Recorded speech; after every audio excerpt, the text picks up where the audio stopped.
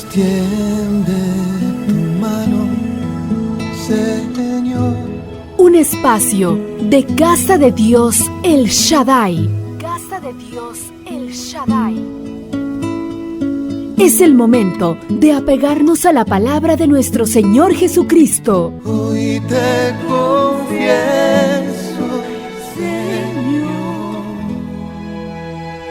Comenzamos. Ustedes. Yo en la mañana cuando estaba llegando a la iglesia vi que alcancé a ver una de las hermanas que venía entrando y venía apoyada en un bastón. Y yo cuando la vi dije, Señor, qué responsabilidad tan grande nos das,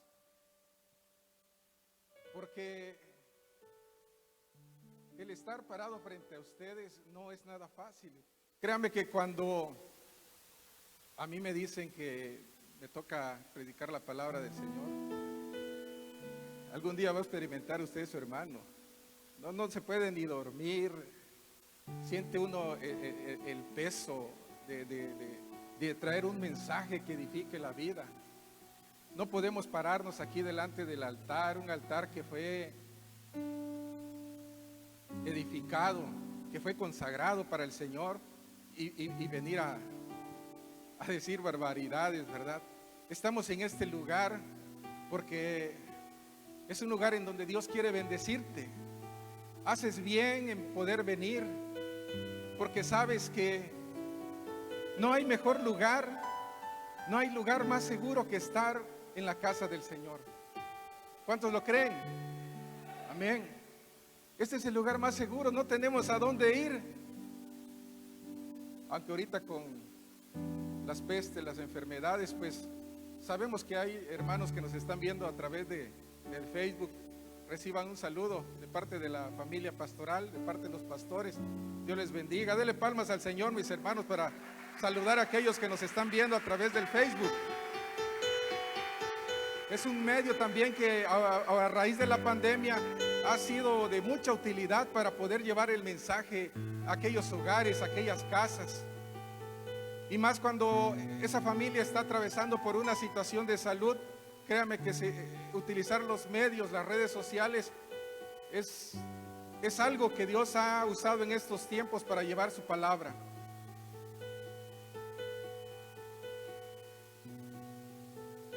Buscaba algunos predicadores, estaba viendo algunos predicadores, estaba escuchando el mensaje de unos predicadores y estaba leyendo, y decían que la palabra del Señor, hay un pastor que dice, la palabra del Señor es como una mina, como esa mina que cuando tú te vas adentrando a la mina vas encontrando piedras preciosas.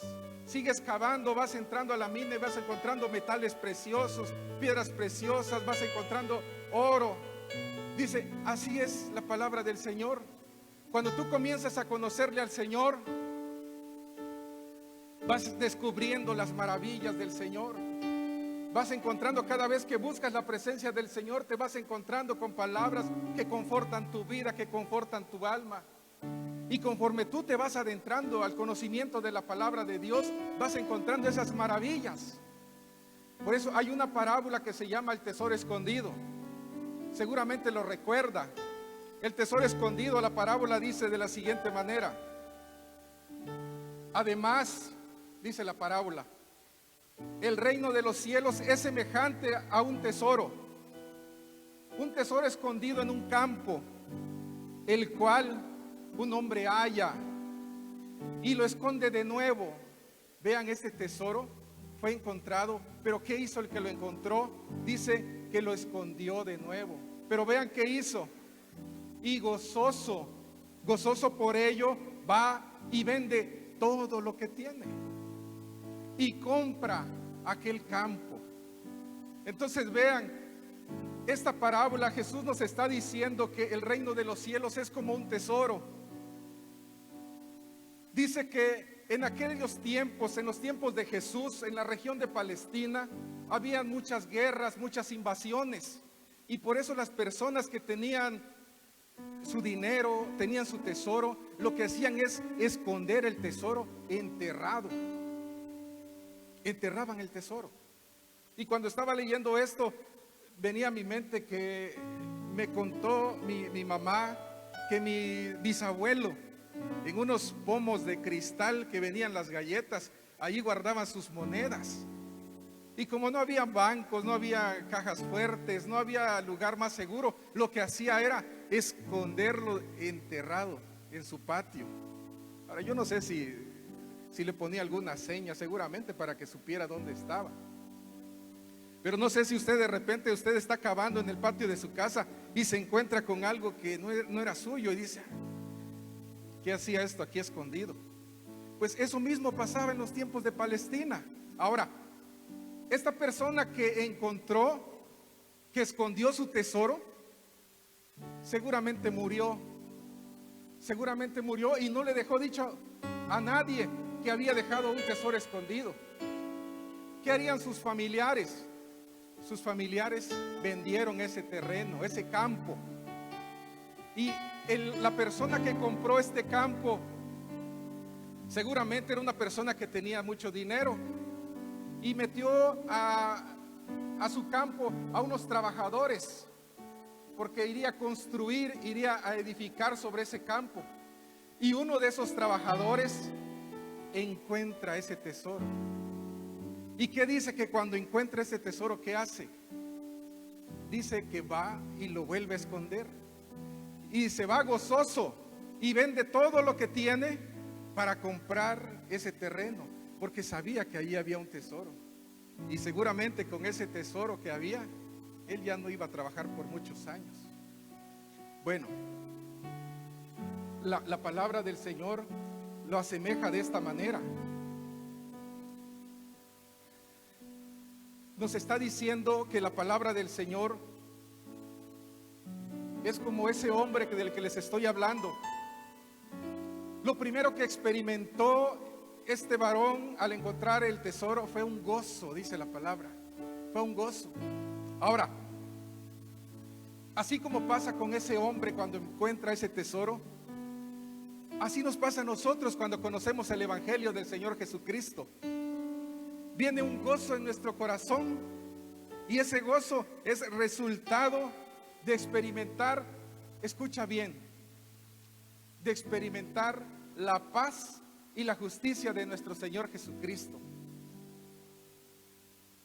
Ahora, cuando tú conoces el Evangelio, Cristo trae a tu vida esa justicia, esa paz, ese gozo. Por eso Pablo decía: porque el reino de Dios no es comida ni bebida, sino justicia, paz y gozo en el Espíritu Santo. Amén. Ahora, el reino no es comida ni es bebida, es justicia, paz y gozo. Y hoy te quiero hablar de dos palabras que te acabo de mencionar. Quiero hablarte de la justicia y de la paz. ¿Y cuál es la cita base? Vamos a ir al libro de Romanos, capítulo 5, versículo 1.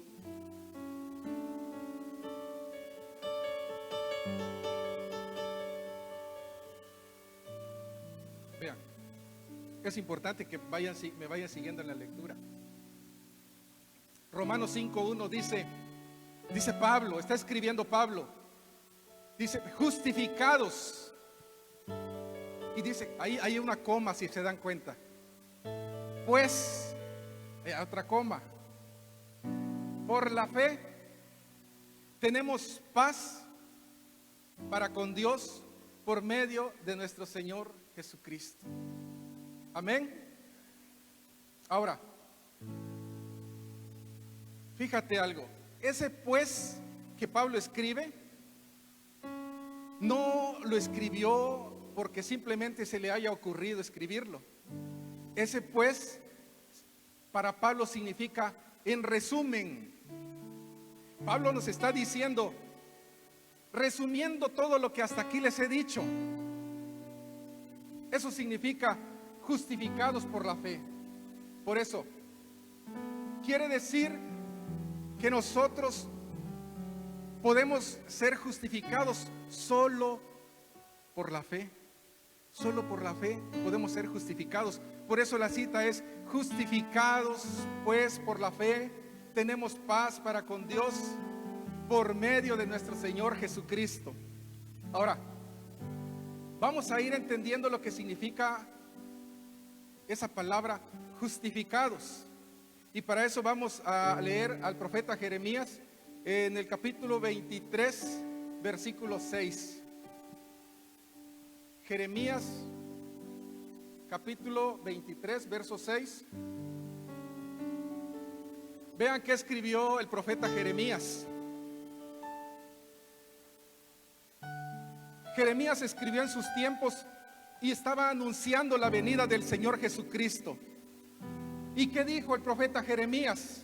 Dice: en sus días, así empezó escribiendo, o sea, en los días del Mesías, será salvo Judá e Israel habitará confiado.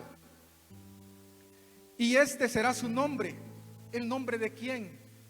El nombre del Mesías se estaba refiriendo. ¿Y cómo sería llamado y cómo sería conocido el Mesías? Será conocido como Jehová, justicia nuestra. En otras versiones dice Señor, justicia nuestra. Así será conocido. Entonces, para Jeremías, para el profeta Jeremías, el Mesías venidero, el que habría de venir, para Jeremías dice: en sus días será salvo, Israel habitará confiado, y este será su nombre. El nombre del Mesías, el nombre de Jesucristo sería justicia. Miren, el profeta Jeremías, para el profeta Jeremías, el concepto de justicia no era un concepto abstracto. Para Jeremías, la justicia era la misma persona del Señor Jesús. Esa era la justicia. Ahora vamos a decirte así: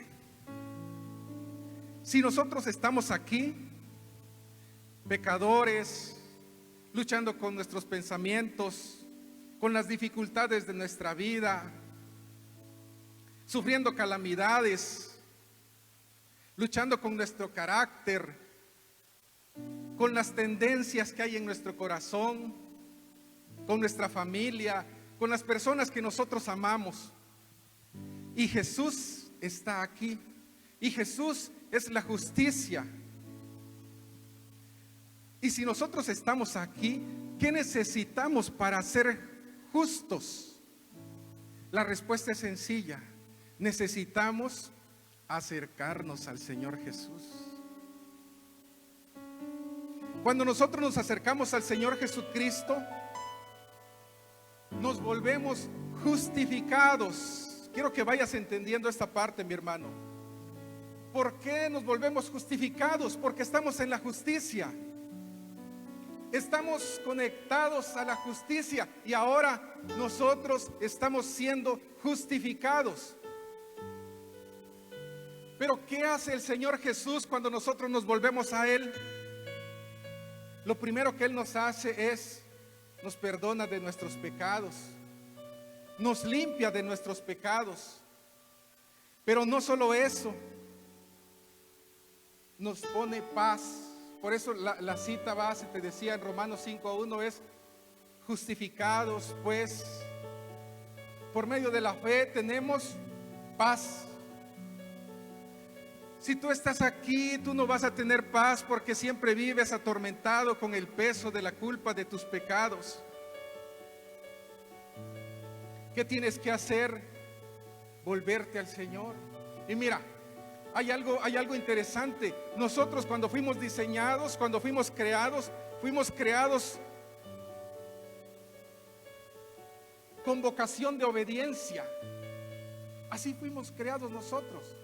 La última vez que predicaba, yo te decía, porque somos hechura suya, creados en Cristo Jesús. ¿Y para qué fuimos creados? La palabra dice: fuimos creados para buenas obras. Para eso fuimos creados. Es decir, dice, fuimos creados para buenas obras, las cuales Dios preparó de antemano para que anduviésemos en ellas. Entonces, nosotros tenemos, vamos a decirlo, en nuestro gen, en nuestro ADN, tenemos la obediencia. Pero ¿qué pasa cuando el pecado entra a tu vida, cuando el pecado entra a mi vida? Nos alejamos del Señor, nos alejamos de la justicia. Y de repente nosotros comenzamos a buscar la felicidad en donde no la hay.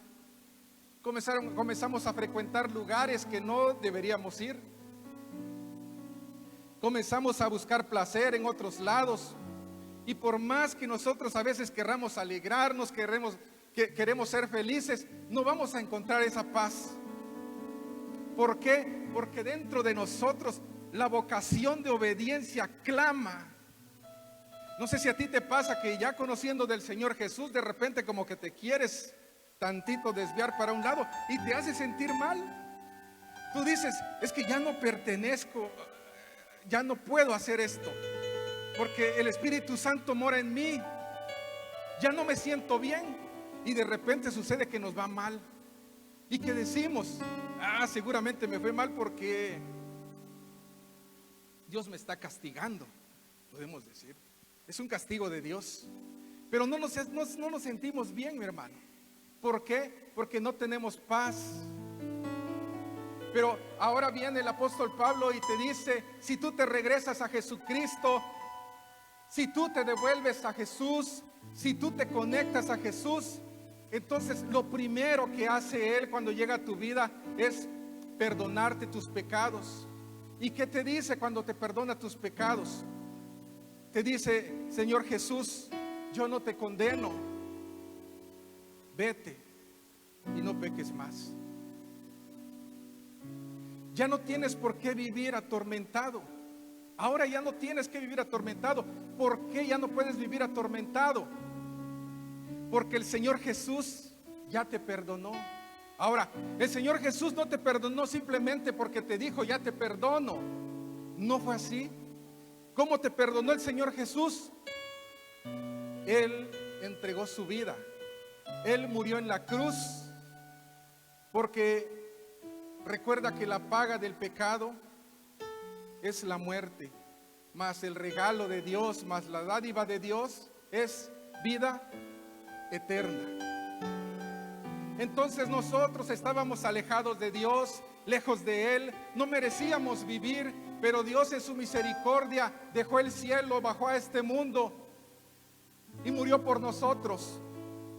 Ahora Él nos entrega nuestra vida, nos perdona, nos restaura y al mismo tiempo nos limpia de toda maldad. En la medida que tú vas conociendo al Señor Jesús, es en la medida que Él te va transformando. El cambio, cuando nosotros conocemos al Señor Jesús, no es de un día para otro. No sé si recuerdes algo de lo que te predicaba la vez pasada. El crecimiento no es, ya me bauticé, al siguiente día ya no hago nada indebido. Es un proceso. El crecimiento es un proceso que va poco a poco, así como nuestro crecimiento natural es poco a poco. Esto no es asunto de un día, pero cuando escuchamos que nos dicen, recibe al Señor Jesucristo, vuélvete al Señor Jesús, conviértete. Cuando nosotros recibimos al Señor Jesús, nos convertimos al Señor Jesús. ¿Y qué significa? Me convierto al Señor Jesús. La conversión significa un cambio de ruta. Es decir, nosotros sin Cristo íbamos directo a la muerte, pero cuando nosotros nos convertimos a Jesús, recuerda que la conversión es un cambio de ruta. Entonces nosotros giramos y comenzamos ahora a ir del lado donde está Jesús. Ahora Jesús te va a reconstruir, te va a reedificar. Jesús te va a perdonar. Él va a curar tus heridas. Te va a ir, como decíamos la vez pasada, te va a ir moldeando el carácter. porque el carácter de nosotros sin Cristo estaba deformado. Entonces, aquí con la justicia tienes paz, pero aquí sin Cristo no tienes paz. ¿Y qué cosa es la paz?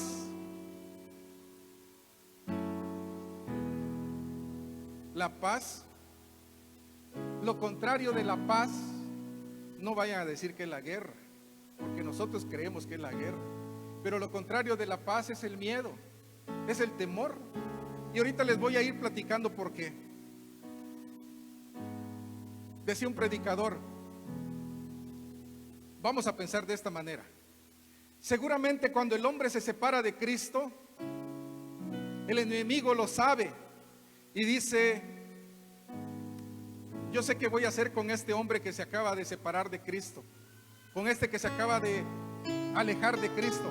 Voy a colocarle miedo en su corazón, le voy a colocar temor en el corazón de él, porque colocando el miedo en el corazón, ya no necesito hacer más, dice el enemigo.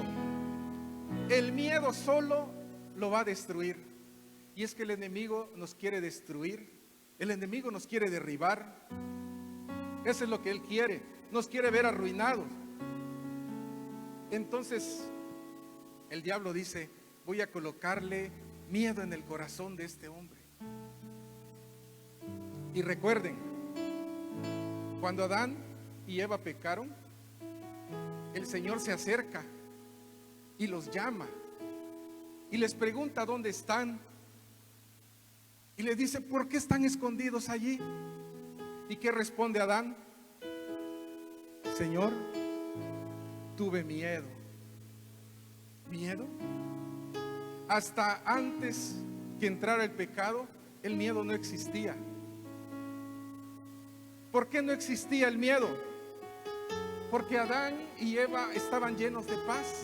¿Y por qué ellos estaban llenos de paz?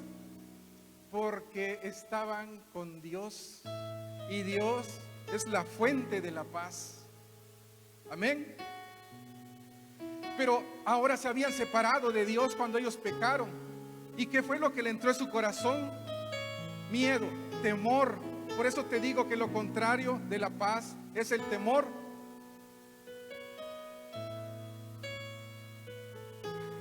El miedo fue colocado en el corazón del ser humano para arruinar su vida.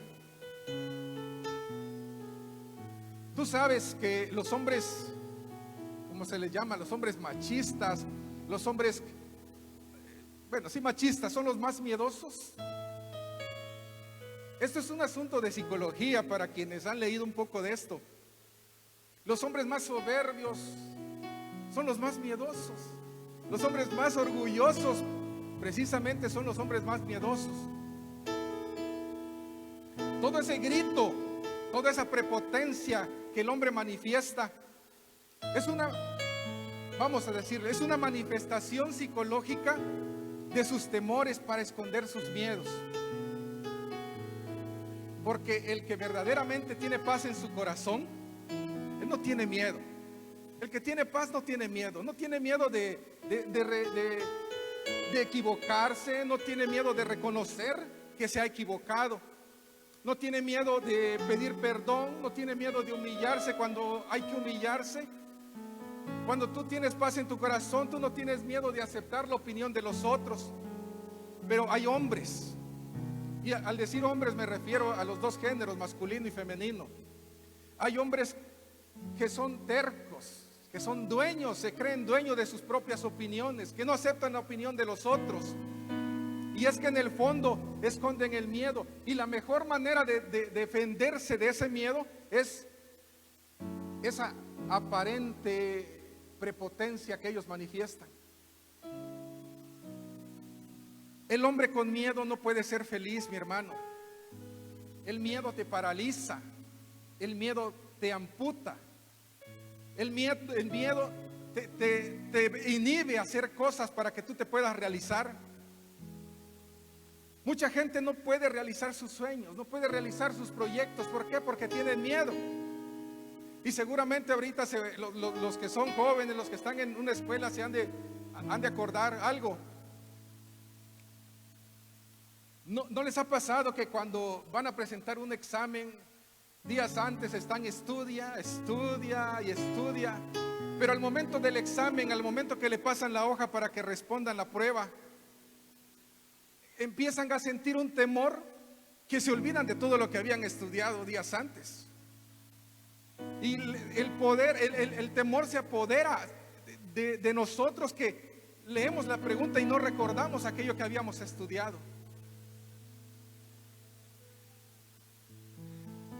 Y es que fíjate que no solo pasa en los estudiantes, pasa en nosotros, en nuestra vida cristiana, le vamos a decir así. Queremos obedecer, queremos servir, decimos voy a guardar, voy a ir a orar, tengo miedo, no quiero ir ni aquí, no quiero ir para allá, tengo miedo de pecar, y de repente tiene tanto miedo en su vida que termina pecando. Quiero decirte que para que nosotros vivamos felices, para que nosotros tengamos una vida plena en Jesús, lo primero que nosotros necesitamos tener en nuestro corazón es paz. Y esa paz la obtenemos cuando nosotros nos conectamos con Jesús. Por eso el título de la prédica, me estaba olvidando, ya pasó. El título de la prédica se llama Conectados con Dios, tenemos paz. Bueno, no aparece, así le puse, yo no sabía ni cómo.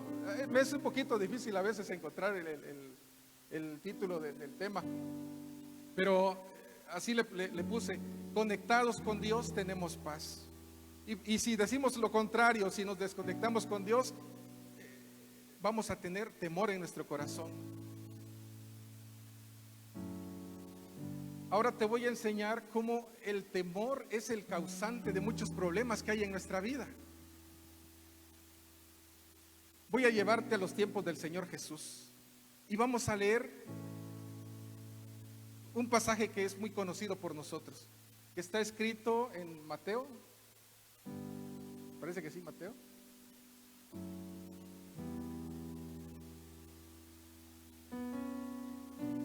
Mateo 14, del 24 al 27, me imagino, creo que sí.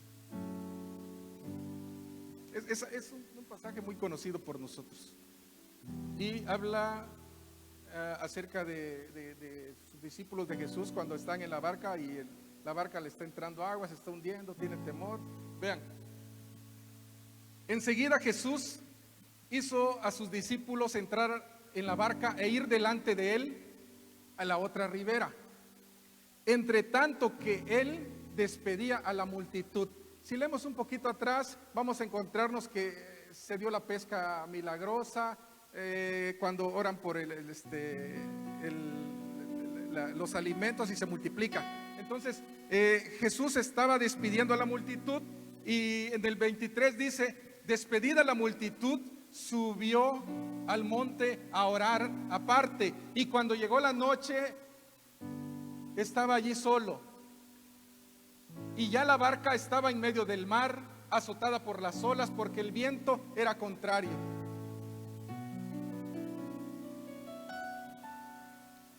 Aquí vamos a poner atención. Dice: mas a la cuarta vigilia de la noche, Jesús vino a ellos andando sobre el mar. Y los discípulos, viéndole andar sobre el mar, se turbaron diciendo: un fantasma, y dieron voces de miedo. Pero enseguida Jesús les habló diciendo: tened ánimo, yo soy, no temáis. ¿Por qué usé esta cita bíblica? Porque habla del temor, y cuando viene Jesús, ellos encuentran la paz. Ahora, voy a llevarte a los tiempos del Señor Jesús. Voy a narrarte este acontecimiento de la barca. Jesús estaba allí, como dice la lectura, estaba allí con sus discípulos, pero Él les dice que manda a sus discípulos al otro lado del mar y que Él más adelante iría con ellos. Pero ¿por qué iba a ir más después?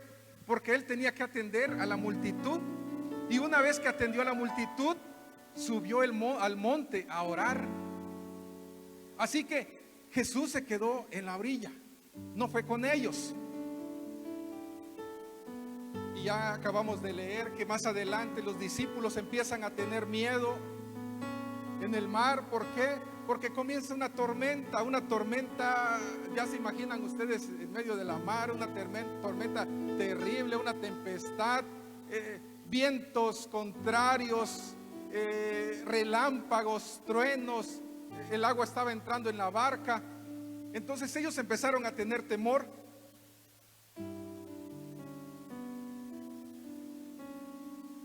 Ahora, quiero decirte algo. Yo he escuchado predicaciones de este tipo y dicen, ay, tuvieron temor los discípulos de Jesús, eran miedosos. Pero hermanos, ¿a quiénes escogió a Jesús? Dentro de ellos iba Pedro. Dice que escogió a pescadores. A esas personas que iban en la barca no eran unas personas endebles, no eran unas personas miedosas que había escogido el Señor Jesús. Eran personas que se habían forjado a la orilla del mar. Eran pescadores, dice la Biblia. Eran de oficio pescadores. Y alguien que nace, que se forja, crece a la orilla del mar, están acostumbrados a ver oleajes, a ver tempestades y no temen. Pero ¿por qué ellos tuvieron miedo? Ya se imagina que tampoco era una tormenta común. Ahora, ellos empezaron a atemorizar porque el agua empezaba a entrar a su barca. Dice que Jesús los despide y les dice que Él se iba a encontrar con ellos a la siguiente orilla. Yo me imaginé que era un tramo corto, pero no. Leyendo la palabra del Señor, tenían que cruzar el mar. Ahora, vean. Dice que el agua empezó a entrar a la barca. Y ellos empezaban a sacar el agua. Y venía el viento de un lado para otro, vientos contrarios, y entraba agua y sacaban el agua. Eran marineros, hermano. Y así estuvieron. ¿A qué hora se despidieron de Jesús? Se despidieron de Jesús para ellos cruzar el mar. Se presume que fue alrededor de las 6 de la tarde. Ahorita les voy a explicar por qué. A las 6 de la tarde se suben a la barca y empiezan a cruzar el mar. 7, 8 de la noche, 9 de la noche, siguen remando para cruzar el mar. Empieza 10 de la noche, 11, 12, viene la tormenta, vienen los vientos contrarios, relámpagos, truenos, la lluvia no cesaba, el agua entraba a la barca, los discípulos sacaban el agua, volvía a entrar y lo sacaban y el barco se hundía y ellos seguían sacando. Y por más marineros experimentados que fueran, pero hermano, 12, 1, 2 de la mañana, ya las fuerzas de tanto estar sacando el agua de la barca ya no eran las mismas. Ya los discípulos se sentían cansados, se sentían agotados.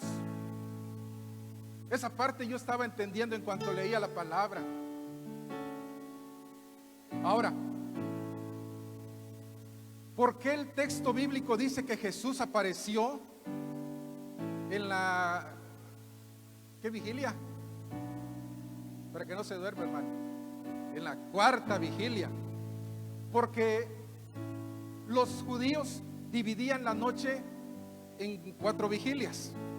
La primera vigilia empezaba a las 6 de la mañana y terminaba a las 9 de la noche.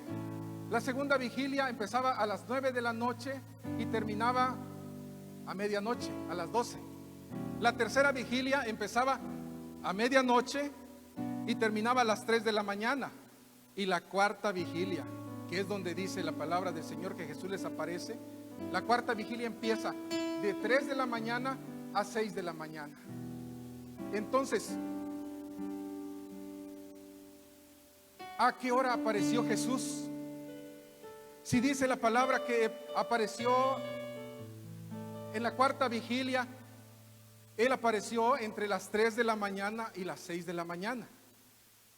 Algunos se atreven a decir que probablemente haya aparecido entre las 5 y las 5:30 de la mañana. Bueno, y tú me vas a decir, hermano, ¿por qué creen que apareció entre las 5 y las 5:30 de la mañana? por un simple motivo. ¿Sabes cuál es el momento más oscuro de la noche? Probablemente tú pienses igual que yo. Yo creía que la hora más oscura de la noche era medianoche, a las 12 de la noche. Pero ya me dijo el hermano Kevin que no. Así es, no es la hora más oscura a las 12 de la noche. Y algunos dicen, si quieres conocer cuál es la hora más oscura que hay, vete un día al campo. Y efectivamente vas a encontrar que a las 12 de la noche es una hora oscura, una hora de tinieblas. Pero la hora más oscura de la noche aparece justo antes que el sol del nuevo día aparezca. Es decir, 20, 30 minutos antes de que empiece a aparecer el sol, es el momento más oscuro. Y fíjense que yo comenzaba a buscar en el buscador Google, y efectivamente, la hora más oscura de la noche ocurre antes del amanecer. Y hay poetas que han escrito algo de esto. Algunos han dicho que la hora más oscura de la noche llega justo antes del amanecer. Y hay poemas de esto también, han hecho poemas. Entonces, si estamos cabildeando, si estamos pensando que Jesús apareció entre las 5:30 de la mañana, que era el momento más oscuro, entonces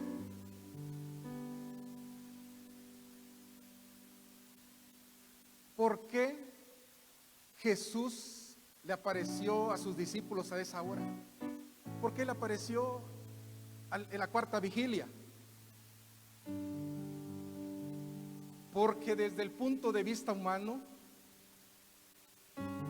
la cuarta vigilia, que es el último momento, desde el punto de vista humano, es cuando nosotros ya no sabemos qué hacer. Es cuando en nuestra vida estamos pasando por un desierto, estamos pasando por un momento de tribulación y miramos para un lado, no encontramos solución, y volteamos para el otro lado y no encontramos respuesta. Y llegamos a la conclusión, como los discípulos. Empezamos a llorar. Cuando tenemos un problema y vemos que no hay salida, nos empezamos a desesperar y empezamos a actuar como los discípulos y empezamos a decir tal vez, Señor, estoy perdido, no tengo salida, socórreme, Señor, no hay solución en este problema. Pero para nosotros no hay salida, para nosotros no hay solución. Pero en ese momento, en esa cuarta vigilia, es cuando aparece el Señor Jesús. Y cuando yo estaba escribiendo esto, recordaba el pasaje de la muerte de Lázaro. Sabemos este pasaje, que Marta y María estaban afligidas porque Lázaro iba a morir. Y mandan a traer a Jesús. Pero Jesús estaba ocupado predicando la palabra, sanando enfermos, haciendo milagros. Y él sabía lo que estaba ocurriendo. Y llegó, pero pasado el tiempo, para Marta, que era la más allegada a Jesús, cuando se encuentra con Jesús, va a su encuentro y le dice, Señor, si hubieras venido antes, mi hermano no hubiera muerto. María había creído que Jesús había llegado fuera de tiempo. Y es que Jesús no llega a destiempo. Jesús siempre llega a tiempo. Y Marta y María quizá estaban esperando un milagro. Ellos esperaban el milagro, pero Jesús había preparado algo más grande que un milagro. Estaba preparando una resurrección. Era más grande todavía. Dale palmas al Señor, mi hermano.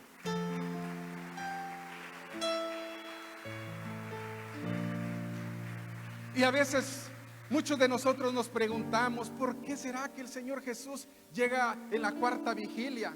¿Por qué será que el Señor Jesús llega a mi vida cuando ya no tengo fuerzas? Déjame decirte algo. Precisamente el Señor Jesús llega a nuestra vida cuando ya no tenemos fuerzas, porque si nosotros tenemos un poco de fuerza, déjame decirte que nosotros actuamos por nuestras fuerzas. Queremos luchar hasta el final. Por eso Jesús aparece cuando nosotros ya no podemos hacer nada.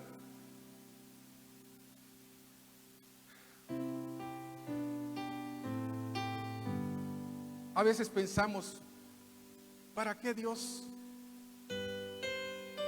No necesitamos de Dios porque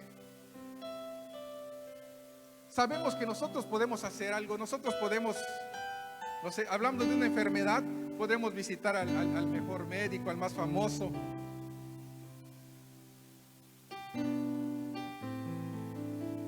No sé si tú te has encontrado personas que niegan a Dios. Seguramente ya te has encontrado con alguna de ellas. Le llevas el mensaje de salvación, le llevas la palabra del Señor y no quieren de Dios, no quieren acercarse al Señor, no aceptan al Señor. Pero mira, en el momento del dolor, en el momento de la enfermedad, en el momento de la crisis financiera, ese es el momento en que los que no querían escuchar de Dios abren su corazón. En ese momento, porque saben que ya no hay salida. Ahora, mira, mi hermano, qué maravilloso es el Señor. ¿Por qué te digo esto? Porque si Dios fuera un ser humano y cuando nosotros terminan nuestras fuerzas y venimos al Señor y le dijéramos, Señor, ayúdame, socórreme, si Él fuera humano y pensara como nosotros, nos diría, como no te funcionó lo que estabas intentando, ahora sí vienes conmigo. Como todo te falló, ahora me buscas. Pero mira, mi hermano, el Señor nunca te va a decir eso. El Señor te va a aceptar como eres. Tú puedes llegar a Él así como estás, destruido, derribado, derrotado. Y yo te pregunto, ¿por qué no le entregas tu vida al Señor ahora que eres joven? Ahora que estás lleno de vida, que tienes vigor. Yo encontraba a un predicador muy famoso, por cierto, pero su papá no conocía del Señor, no quería conocer del Señor, vivía su vida como él quería. Pero justo antes de morir, le dice, ¿sabes qué, hijo? Quiero entregar mi vida al Señor. Y el hijo prepara todo para hacer un bautizo y lleva a su papá a recibir a Cristo y de una vez lo bautiza. Y cuando el papá de este predicador es bautizado, le dice a los que lo habían bautizado, quiero hablar con mi hijo. Y llega el hijo y lo abraza y le dice, mira, hijo, ¿por qué será que no entregué mi vida cuando yo era joven? Cuando podía hacer tanta cosa para el Señor. Y el hijo le dice, lo abraza y le dice, mira, papá, no digas nada. Ya Dios te perdonó. Cristo te ha perdonado. Eso le dice. Pero cuando él vio salir a su papá de las aguas del bautizo, dice el predicador que en su corazón quedó viendo y le decía en su mente, ¿por qué tuviste que entregar tu vida hasta el final? Si eras un hombre tan hábil, eras un hombre lleno de tantos dones, ¿por qué te entregaste al final, papá? Le decía en su corazón. Tú pudiste haber hecho muchas cosas para Dios y no quisiste, pero entregó su corazón al final. Entonces, yo te digo, si tú eres joven, toma tu decisión. Pero si como el padre de este predicador que te hablo, tomas tu decisión cuando ya no hay nada que hacer, tú no creas que el Señor te va a decir,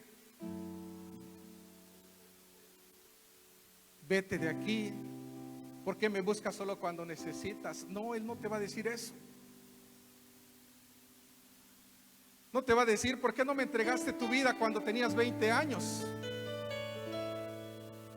Así que si tú tienes 20 años, entrégale tu vida al Señor. Si tú tienes 50 años, entrégale tu vida al Señor. O cuando estés en el lecho de la muerte, también es el buen momento para entregar tu vida al Señor. Y cuando estaba escuchando esto, yo recordaba al pastor René Rivas, hermano de nuestro pastor Toñito, que él dice que cuando estaba en el lecho de muerte su suegro, le predicaron del Señor, le dijeron que se arrepintiera, y él aceptó al Señor Jesús, ya en el lecho de muerte, ya en agonía recibió al Señor Jesús. Y tardó, nos dice, como 3 días en agonía.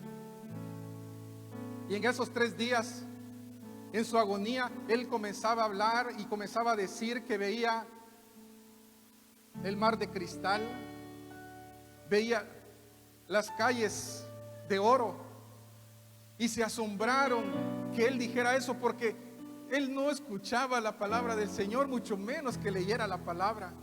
Pero en su agonía él comenzó a ver esas visiones que Dios le permitió ver. Entonces Dios en su misericordia es bueno hasta el final con nosotros. Amén. Dele palmas al Señor, mi hermano. Alégrese por eso.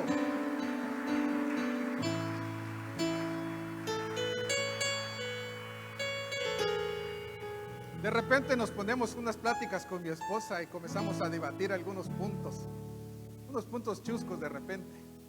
Y decimos, ¿será que el que se arrepiente hasta el final, ya en el hecho de muerte, será que Dios lo perdona? Y pues la palabra dice que sí, lo perdona. No se vale. Nosotros luchando todos los días con nuestra carne, luchando con el hombre viejo, y para que al final esta persona venga en el hecho de su muerte, se arrepienta y sea salvo. Pero así pensamos humanamente, ¿verdad? Y decimos, pero Dios en su infinita misericordia, una misericordia que no jamás vamos a entender esa misericordia, porque no pensamos definitivamente como Dios piensa. Dice la palabra del Señor, porque mis pensamientos no son tus pensamientos. Ahora, vamos a regresar un poquito a la historia de la barca, para que no se me duerman, mis hermanos. Ahora, usted me va a decir, bueno, ¿y por qué tiene que ver con la cita base, que es justificados pues por la fe tenemos paz? Bueno, te voy a decir lo siguiente. Cuando los discípulos vieron a Jesús, porque Jesús no aparece como tú quieres, Jesús no aparece como nosotros queremos. Cuando de repente estamos pasando por una situación en nuestra vida, por ejemplo, nosotros podríamos pensar, es que ¿por qué no Jesús aparece en forma de empleo? Porque ahora estoy desempleado. ¿O por qué será que Jesús no aparece en forma de dinero? Porque estoy endeudado. ¿O por qué Jesús no aparece en forma de salud? Porque estoy enfermo.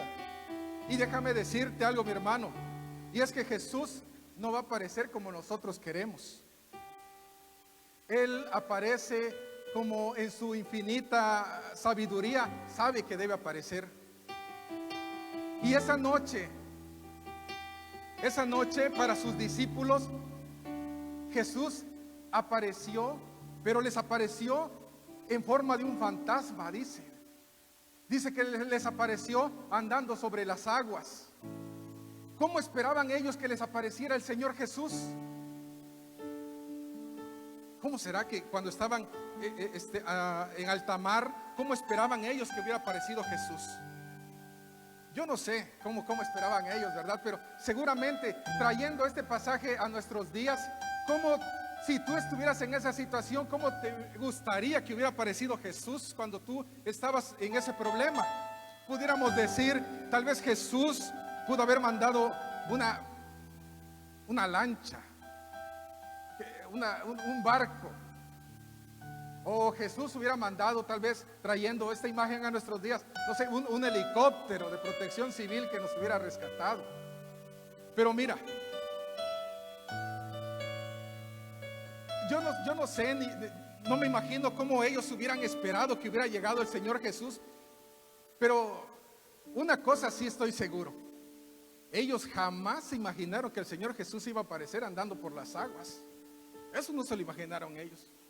Ahora, yo te voy a traer esto.